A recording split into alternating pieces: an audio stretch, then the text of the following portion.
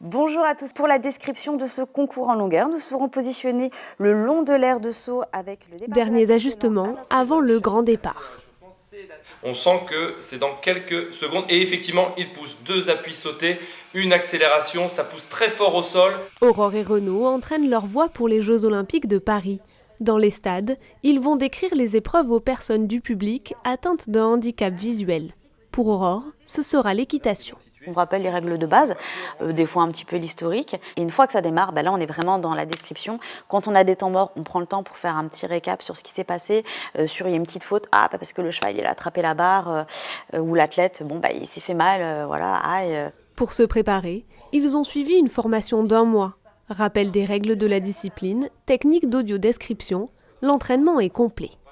J'ai coutume de dire qu'on est aussi avec des athlètes de haut niveau parce qu'ils se sont préparés en amont, parce qu'ils vont délivrer une performance. Alors ça ne sera pas une performance sportive, ça sera une performance audio-descriptive.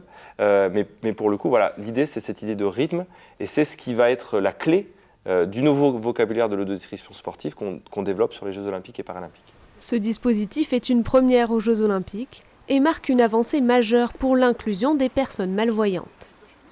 Tout l'intérêt, c'est effectivement d'avoir des explications, qu'on nous décrive ce qui se passe, mais vraiment avec des détails, par exemple, que vous, en y voyant, vous n'y pensez même pas parce que c'est tellement naturel en visuel de les voir qu'ils ne vont pas vous manquer. Nous, tout est important. Le fait d'avoir des explications va nous permettre de décupler nos émotions et de mieux comprendre les choses. L'audio-description sera accessible à tous les spectateurs via une application sur leur smartphone. Une première étape pour ce dispositif qui pourrait se généraliser.